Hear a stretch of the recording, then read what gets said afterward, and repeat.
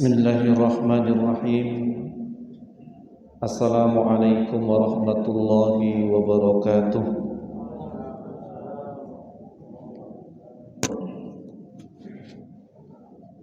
Innal hamdalillah nahmaduhu wa nasta'inuhu wa nastaghfiruh wa na'udzu billahi min shururi anfusina wa min sayyiati a'malina. May yahdihillahu fala mudilla lahu wa may yudlil fala hadiya lahu. Wa ashhadu anna Muhammadan abduhu wa rasuluh. Allahumma shalli ala sayyidina Muhammad wa ala alihi wa ashabihi ajma'in wa man tabi'ahum bi ihsanin ila yaumiddin, amma ba'd. Yang sama kita hormati, kita muliakan seluruh pimpinan Pelindo Belawan yang dimuliakan Allah Subhanahu wa taala, dan seluruh jamaah yang berhadir yang pada hari ini selesai melaksanakan sholat zuhur. Mudah-mudahan Allah terima seluruh amal ibadah kita di bulan puasa Ramadan. Tujuan daripada puasa Ramadan, Allah Subhanahu wa taala sampaikan, la'alla puasa agar kita menjadi orang-orang yang bertakwa. Orang-orang yang bertakwa ini adalah hamba Allah spesial. Surga isinya orang bertakwa semua. Yang tak bertakwa enggak dikasih masuk surga. Sebagaimana Allah berfirman, wasari'u ila maghfiratin min rabbikum wa jannatu ardu muttaqin. Bersegeralah kalian mengejar ampunan Allah Subhanahu wa taala, yang Allah siapkan surga seluas langit dan bumi, uiddat lil muttaqin. Surga itu hanya disiapkan untuk orang-orang yang bertakwa. Jadi orang yang bertakwa itulah yang berhak masuk surga. Yang tak bertakwa tak dikasih Allah masuk surga. Dan level tertinggi seorang hamba di dunia bukan yang kaya. Kalau yang kaya, Qarunlah yang paling kaya, tapi Allah tenggelamkan. Bukan yang jabatannya paling tinggi. Kalau jabatannya paling tinggi, Qarunlah yang paling Fir'aunlah yang paling tinggi. Ya, Namrud, Haman, merah, dan Allah wafatkan juga Namrud dan Haman dengan wafat terhina. Tapi kedudukan tertinggi di sisi Allah, apapun jabatannya, apapun status sosialnya, suku apapun dia, dihadapi dia terlihat hina, tapi di sisi Allah Subhanahu wa taala, inna akramakum indallahi atqakum. Yang paling mulia di Allah mereka yang paling bertakwa, walaupun tukang becak, walaupun tukang cuci, walaupun dia orang yang hina di hadapan manusia secara strata sosial, walaupun tak tamat SD, walaupun dia kerjanya semrawutan, walaupun suku ini suku itu, Allah enggak peduli. Tapi Allah mengatakan, inna akramakum indallahi atqakum. Yang paling tinggi kedudukannya, yang paling mulia di hadapan Allah adalah mereka yang bertakwa. Dan semua problem hidup kita, baik problem rumah tangga, baik problem perusahaan, baik problem di masyarakat, baik problem apapun, cara menyelesaikan problem-problem masalah kita itu adalah dengan cara takwa. Dan Allah janji, wa may yattaqillaha yaj'al lahu makhraja. Siapa yang bertakwa kepada Allah, semua masalah hidupnya Allah selesaikan, makhraja, dikasih jalan keluar. Mau masalah apa saja Allah carikan jalan keluar. Bahkan kata ulama, sampai yang nggak mungkin pun jadi mungkin kalau orang bertakwa. Kata dokter, mohon maaf Bapak Ibu, nampaknya Bapak Ibu nggak bisa punya anak. Ini nggak ada lagi yang bisa dibuahi. Udahlah, sampai sini ajalah. Terimalah takdir Allah. Tapi karena mereka bertakwa kepada Allah Subhanahu wa taala, mereka berdoa, mereka sujud, mereka zikir, mereka menangis, maka yang mandul pun bisa Allah buat subur.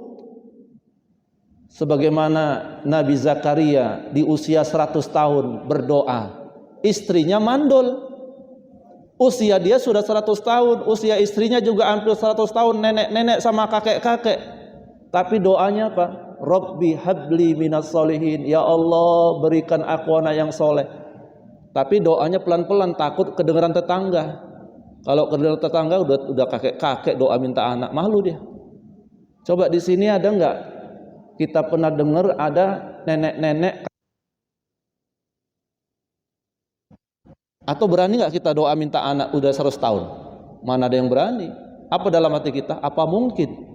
Tapi Nabi Zakaria di usia 100 tahun doa minta anak, padahal istrinya mandul. Allah kasih, Allah kasih. Kenapa? Karena Nabi Zakaria bertakwa. Bagi Allah, idza aradallahu syai'an ayyakula lahu kun fayakun. Allah itu kalau ingin sesuatu dikatakan kun, jadi, maka sesuatu itu jadi. Gampang bagi Allah.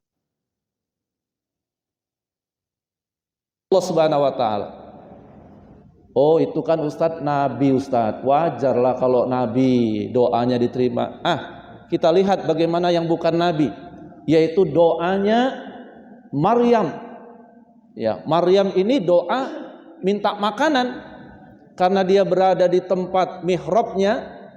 Ya, dia mengurung dirinya dalam mihrab, ujlah, karena situasi di luar banyak fitnah, kelaparan. Nggak ada pula waktu itu GoFood. Nggak ada GoFood, nggak ada apa. Yang ngasih makan belum datang-datang. Karena dia kelaparan, maka dia angkat tangannya. Apa dia bilang? Ya Allah, anzil alaina ma'idatan minas sama. Ya Allah, turunkan kepadaku hidangan dari atas langit. Karena Maryam orang bertakwa, karena dia kelaparan, langsung turun hidangan dari atas langit, lengkap buah-buahan, lauk pauknya lengkap. Ketika datang Nabi Zakaria ditengoknya, loh Maryam, dari mana hidangan ini kok sudah banyak? Kata Maryam, ini dari Allah, Allah turunkan dari atas langit. Bu, nanti kalau masak di rumah nggak ada cabai, coba angkat tangan. Ya Allah, cabai ya Allah. Turun nggak kira-kira? Enggak turun. Doa itu doa-doa yang, coba sekali-sekali doa yang agak aneh sedikit, yang kira-kira nggak mungkin gitu. Ya dibilang dokter mandul, doa aja minta anak, nanti Allah kasih. Ya ja'allahu makhraja, orang yang bertakwa semua hidupnya dikasih jalan keluar oleh Allah. Kalau kita ada masalah, baik itu di keuangan, baik itu di rumah tangga, baik masalah suami istri, baik masalah apapun, maka selesaikanlah masalah dengan bertakwa. Makanya dulu ulama kalau ditengoknya di rumahnya banyak tikus, dia bukan cari racun tikus, dia bukan cari penjebak tikus. Ditengoknya di rumahnya banyak tikus, nangis dia di hadapan Allah. Sujud dia nangis, qiyamul lail, istighfar, mohon ampun sama Allah. Ya Allah, maafkan aku ya Allah, karena dosa-dosaku kau kirim tikus di rumahku ya Allah. Begitu dia sudah taubat sama Allah, sudah kasih ya Allah, tikusnya sudah nggak ada ya Allah. Dia kalau ada tikus, cara menyelesaikan tikus di rumahnya dengan bertakwa. Kenapa? Karena Allah mengatakan ya ja'allahu makhraja, dan Allah tidak pernah ingkar janji. Innallaha la tukhliful mi'ad. Apalagi wa yarzuqhu min haitsu la yahtasib, diberi Allah rezeki dari tempat yang tidak disangka-sangka. Jadi ketakwaan ini sangat Subhanahu wa ta'ala. Lalu bagaimana cara untuk mendapatkannya? Cara untuk mendapatkan ketakwaan ini ada 5M, ya, ada 5M. Kita bahas cepat hari ini. Yang pertama, cara untuk mendapatkan takwa ini menurut Profesor Dr. Abdullah Nasir. Yang pertama adalah mu'ahadah. Kita harus banyak ingat-ingat janji kita sama Allah dan tepatilah janji kita. Tadi kita baru janji sama Allah, inna sholati wa nusuki wa mahyaya wa mamati lillahi rabbil alamin. Ya Allah, sesungguhnya salatku, ibadahku, hidup dan matiku untuk Engkau ya Allah. Lillah, kuserahkan kepada Engkau ya Allah. Berarti salat kita, hidup kita, mati kita serahkan sama Allah. Artinya Allah yang kita Allah, iyyaka na'budu wa iyyaka nasta'in. Ya Allah, kami nyembah hanya kepadamu ya Allah. Kami enggak nyembah harta, kami enggak nyembah pangkat kedudukan, kami enggak nyembah manusia, tapi yang kami sembah hanya Engkau ya Allah. Dan kami minta tolong juga hanya kepadamu ya Allah. Kami tidak pernah minta tolong sama makhluk kecuali hanya kepadamu. Nah, tepatilah janji kita. Dan kita berjanji juga, asyhadu an la ilaha illallah. Ya Allah, aku bersumpah tiada Tuhan kecuali Engkau ya Allah. Wa asyhadu anna Muhammad Rasulullah, dan aku bersumpah Muhammad adalah utusan Allah. Itu janji kita. Bahkan kita janji di rahim ibu kita, alastu bi rabbikum, bukankah aku ini yang akan mengatur hidupmu wahai bayi-bayi? Bala syahidna. Allah abadikan dalam surah Al-A'raf ayat 107. Kita baca-baca bahwa kita pernah berjanji sama Allah dalam rahim, bahwa kita hanya bertawakal kepada Allah, hanya mau diatur oleh Allah, tidak ada yang lain. Apa gunanya kita ingat janji ini? Karena kata Allah, faman nakasa fa innama yanqusu ala nafsih. Siapa yang mengingkari janjinya, hidupnya akan Allah sulitkan. Jadi hidup sulit kita ini rata-rata disebabkan kita ingkar bima ahada alaillah. Siapa yang menepati janji yang sudah dibuat oleh Allah, fasayutihi ajran azima. Allah akan berikan pahala yang besar dan surgalah tempat tinggalnya. Nah, kita ingat janji kita. Kira-kira kalau ada yang janji sama kita kemudian nggak tepati janji, apa yang terjadi? Kita marah, ya, kita nggak mau. Begitu juga. Yang kedua, setelah kita tepati janji kita, yang kedua, kita harus muraqabah, merasakan bahwa janji yang sudah kita ucapkan itu diawasi oleh Allah Subhanahu wa taala. Allah Subhanahu wa taala melihat apa yang kita lakukan. Allah Subhanahu wa taala memantau apa yang kita lakukan. Kata Allah Subhanahu wa taala, wala takunu kalladzina nasullah fa ansahum anfusahum. Hei hambaku, kau jangan jadi orang yang lupa sama aku. Kalau kau lupa sama aku, nanti kau lupa siapa dirimu. Maksudnya apa Ustadz? Orang kalau lupa sama Allah, dia lupa diri. Lupa kalau asal dia dari air mani yang sangat hina. Lupa dia bahwa di dunia ini tempatnya untuk cari bekal, bukan untuk apa ma khalaqnakum abasa wa annakum ilaina la turja'un. Apakah kau kira diciptakan untuk main-main, untuk annakum ilaina la turja'un? Cepat atau lambat kalian bakal mati. Cepat atau lambat kalian bakal masuk kuburan. Kalau sudah masuk kuburan, maka tidak ada yang berharga kecuali amal-amal soleh. Isma syi'ta fa innaka mayyit, kata malaikat Jibril.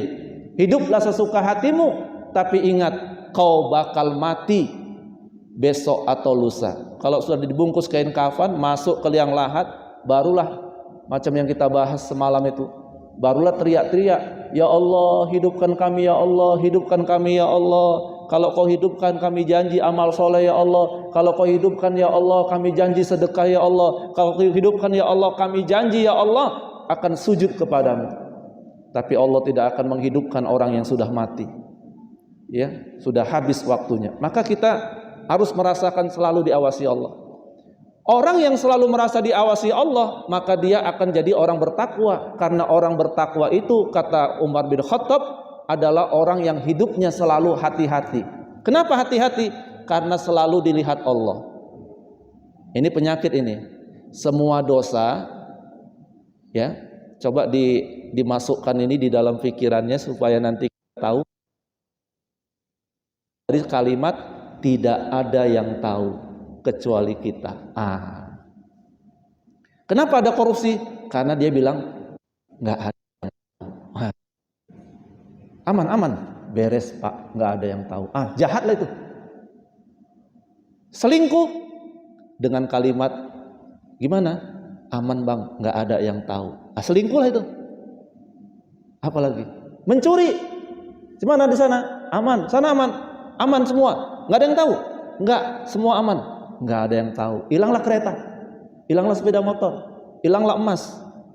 Semua perbuatan dosa berawal dari kalimat tidak ada yang tahu. Makanya ketika Umar bin Khattab mendatangi seorang pemuda yang mengembala kambingnya, lalu Umar ingin menguji orang ini bertakwa atau enggak. Lalu dia bilang, anak muda, kambingmu banyak, kau juallah satu sama aku. Tuan, ini bukan kambing saya Tuan, ini kambing majikan saya. Kalau saya jual sama Tuan, jauh di rumahnya nggak lihat. Kau jual aja sama aku satu. Lagian pula kambingmu banyak. Majikanmu mana tahu kalau kambingmu kamu jual. Tuan, memang kalau saya jual satu sama Tuan, majikan saya nggak tahu Tuan. Bahkan kalau saya jual lebih dari satu, majikan saya nggak tahu Tuan. Tapi Allah tahu Tuan. Allah melihat apa yang saya lakukan Tuan. Begitu Umar melihat anak muda tadi mengatakan Allah tahu Tuhan, Allah melihat apa yang saya lakukan, dipeluk anak muda tadi, dibebaskan, dihadiahkan Umar kepada anak muda itu. Kenapa? Berharga sekali, mulia sekali orang yang merasakan ada Allah yang melihat Tuhan. Ini kalimat ini kalau kita jadikan karakter Indonesia, polisi udah nggak perlu lagi di dunia ini. Kenapa? Karena semua kejahatan berawal dari tidak ada yang tahu. Itu sebabnya kan orang buat jahat itu selalu di tempat-tempat sepi, tempat-tempat sunyi. Masuk dalam kamar, tengok kanan kiri, tengok mertua nggak ada, tengok istri nggak ada, bukalah. Padahal ada Allah. Ma yakunu min najwa salasatin illa huwa rabi'uhum wala khamsatin illa huwa sadisuhum wala adna min dzalika wala aksar illa huwa ma'akum aina ma kuntum. Tidaklah orang-orang itu berbisik tiga kecuali Allah jadi keempat, tidak enam, tidaklah jumlahnya lebih sedikit atau lebih banyak kecuali Allah selalu bersama mereka dimanapun mereka berada. Jadi kita nggak bisa lepas dari Allah Subhanahu Wa Taala. Maka rasakan setiap hari Allah mengawasi kita. Kalau kita merasakan Allah mengawasi kita, melihat kita, memantau kita, ibadah kita nikmat. Salat kita akan jadi salat yang paling nikmat. Allahu Akbar, enak rasanya salat itu. Kenapa enak? Karena diawasi oleh Allah Subhanahu Wa Taala. Kerjanya rajin. Kenapa? Ada yang ngawasi. Apalagi misalnya di tempat kerjaan kita ada CCTV. Ya, semua pekerjaan ada CCTV-nya dan dipantau. Itu tertib semua itu. Kenapa? Ada yang ngawasi. Maka kalau ibadah kita merasa diawasi oleh Allah, maka ibadah kita akan jadi ibadah yang khusyuk, ibadah yang berkualitas. Yang ketiga adalah mujahadah, bersungguh-sungguh. Bersungguh-sungguh ini juga akan membuat kita menjadi orang bertakwa. Saya pernah ditanya oleh jamaah, Ustadz, bagaimana caranya supaya kita bisa baca Quran satu hari satu juz? Saya kasih satu doa, alhamdulillah jamaahnya bisa baca Quran satu hari satu juz. Mau nggak doanya? Bu, mau nggak doanya bisa baca Quran satu hari satu juz? Amalannya. Allahumma dipaksa. Itu udah doanya. Ya. Cemana bisa baca Quran satu hari satu? Dipaksa. Pokoknya saya nggak akan berdiri dari tempat duduk ini sebelum 1 jam. 1 juz lah itu. Gimana caranya supaya bisa sholat tahajud? Dipaksa. Bagaimana supaya bisa sedekah banyak? Dipaksa. Bagaimana supaya bisa zikir tiap hari? Dipaksa. Karena amal-amal itu sesuatu yang tidak dipaksa tidak akan pernah terjadi. Maka Rasulullah SAW bersabda, kedudukanmu nanti di surga tergantung bagaimana lelahmu ketika engkau melakukan amal soleh di dunia. Sekali lagi, kedudukanmu nanti di surga tergantung lelahmu melakukan amal soleh di dunia. Nggak sama orang yang nggak tahajud sama tahajud, beda. Nggak sama orang yang tidur sama bangun malam. Nggak sama orang yang baca Quran tiap hari sama baca Quran, nggak sama. Karena surga itu jazaa'um bima kanu ya'malun. Surga itu disiapkan untuk orang yang beramal. Bahkan Allah Subhanahu wa taala mengatakan walladzina jahadu fina lanahdiyannahum subulana. Siapa yang bersungguh-sungguh ya melakukan amal soleh, maka ditunjukkan jalan-jalan untuk mu'aqabah, yaitu menghukum diri kita kalau kita ketinggalan amal soleh dengan mengganti dengan amal soleh yang baru. Rasulullah itu kalau malamnya nggak tahajud, maka paginya sholat duha 12 rakaat. Untuk apa? Untuk mengganti. Bukan berarti bisa tahajud digantikan sholat duha, tapi supaya jiwanya ini tidak terbiasa untuk meninggalkan sholat tahajud. Maka Rasul kalau malamnya nggak tahajud, duhanya 12 rakaat. Didik, maka perlu kita iqob.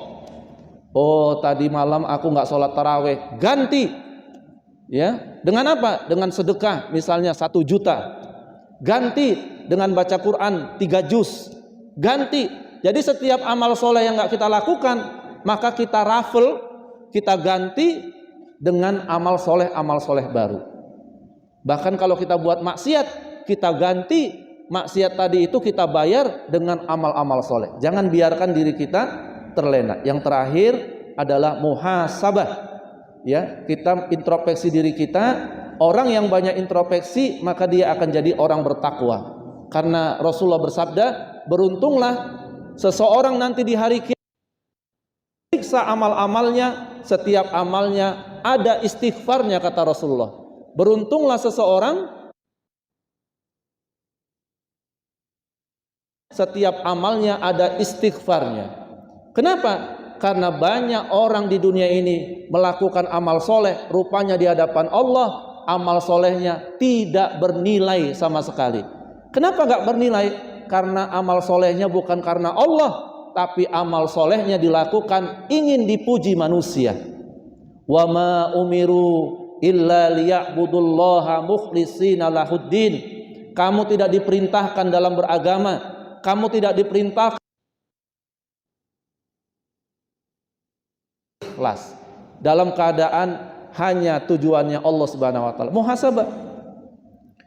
Macam tadi kita sholat, muhasabah kita. Sambil istighfar, sambil muhasabah. Astaghfirullahaladzim. Ya Allah, sholatku tadi dari takbir pertama sampai akhir, ya Allah. Yang ku ingat THR, persiapan lebaran. Yang ku ingat, ya Allah, di bawah ada bukber di bawah ya, buka puasa bersama nampaknya tuh. Ya, kebetulan panitia pula dia takbir Allahu Akbar sampai salam, itu ingat tentang panitia buka puasa bersama. Ya, istighfar, astaghfirullahaladzim. Kata Imam Ibnu Qayyim Az-Zaujiyah, orang yang rajin muhasabah, orang yang rajin istighfar, orang yang rajin introspeksi diri, maka ringanlah muhasabahnya, hisabnya nanti dia. Ya, sama seperti di perusahaan, sama seperti di Pelindo ini, ada evaluasi akhir tahun, ada evaluasi tengah semester. Ya, bagaimana perkembangan, bagaimana target-target, evaluasi. Karena setiap sesuatu yang tanpa evaluasi maka adalah kerugian yang akan dihadapi. Muhasabah. Dan Rasulullah SAW adalah orang yang paling banyak muhasabahnya, orang yang paling banyak introspeksinya, sehingga Rasulullah SAW itu menyebutkan calon penghuni surga adalah mereka yang mau tidur muhasabah. Saya tutup dengan sebuah kisah. Ketika Rasul lagi ceramah begini, tiba-tiba ada orang yang datang, wajahnya baru ambil air wudhu. Kata Rasul, datang calon penghuni surga. Para jamaah nengok ke belakang semua. Biasanya. Besoknya lagi Rasul lagi ngisi ceramah begini, datang lagi orang tadi. Kata Rasul, datang calon penghuni surga. Ditengok ke belakang, orangnya sama. Besoknya lagi ditengok lagi, orangnya sama. Sehingga ada satu sahabat yang penasaran, apa sih amalan orang ini? Kok dia disebut calon penghuni surga oleh Rasulullah?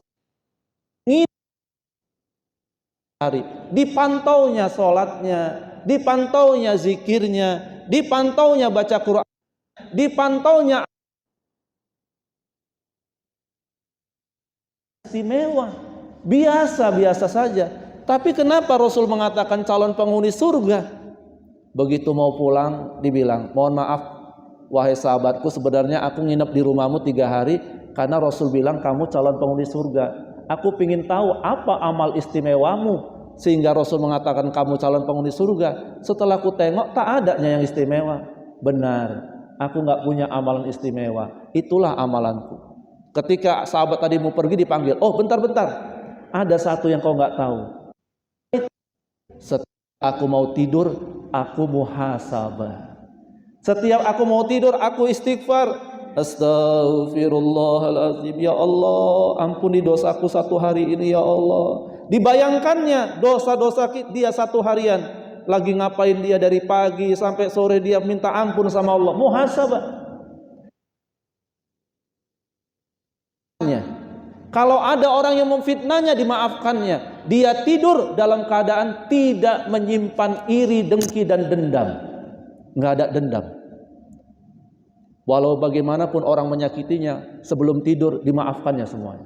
Dia nggak tidur bawa dendam. Oh, kata sahabat tadi, inilah yang menyebabkan engkau calon penghuni surga. Karena setiap kau mau tidur, kau muhasabah. Itu dahsyatnya muhasabah itu. Yuk kita amalkan, mudah-mudahan kita calon penghuni surga juga. Ya. Bu, ibu-ibu, mau saya kasih amalan yang dikasih Rasulullah.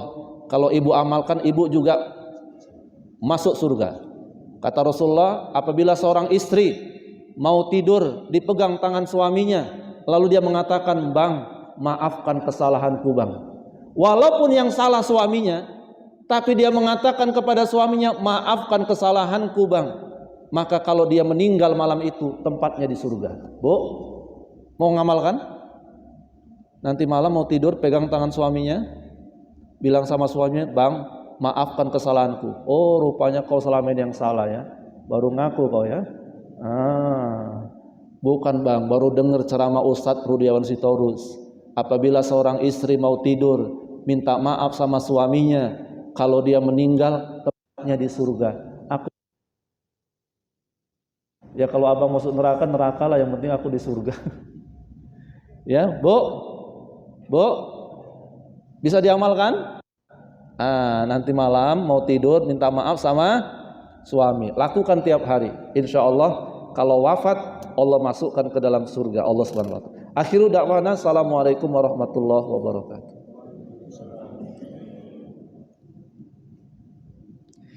Ada yang mau tanya? Silahkan. Mudah-mudahan nggak ada pertanyaan. Allah Akbar.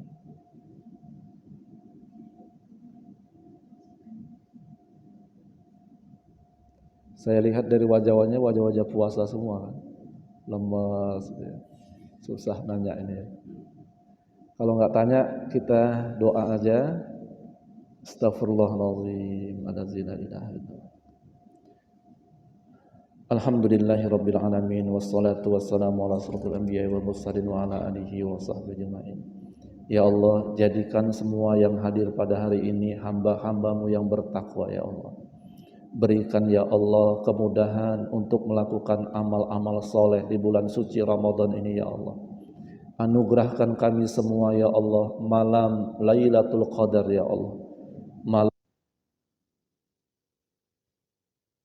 kami ya Allah petunjuk-Mu, hidayah-Mu ya Allah, dan Engkau mudahkan kami menghidupkan malam di akhir-akhir Ramadan ini ya Allah. Ampuni kami ya Allah, jikalau Ramadan ini ya Allah banyak waktu yang kami sia-siakan ya Allah, banyak waktu yang kami biarkan ya Allah tanpa amal-amal soleh ya Allah. Ya Allah, kami mohon kepadamu ya Allah, jangan cabut nyawa kami sebelum bekal kami cukup untuk pulang kepadamu. Wafat lisan kami mengucap la ilaha illallah Muhammad Rasulullah di akhir hayat kami. Di Ramadan ini Engkau janjikan ampunanmu ya Allah dari dosa-dosa masa lalu kami.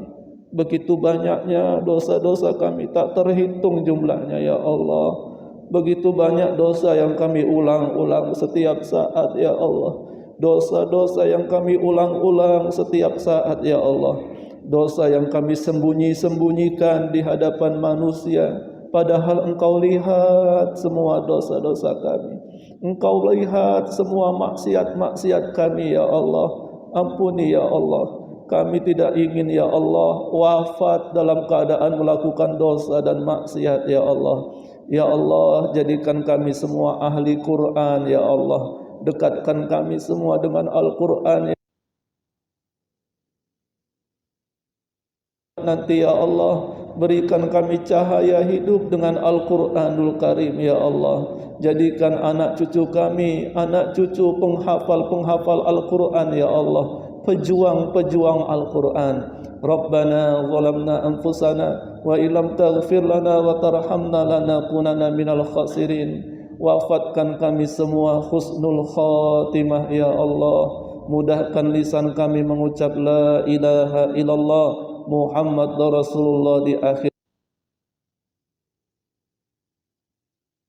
wa fil akhirati hasanah wa qina adzaban nar.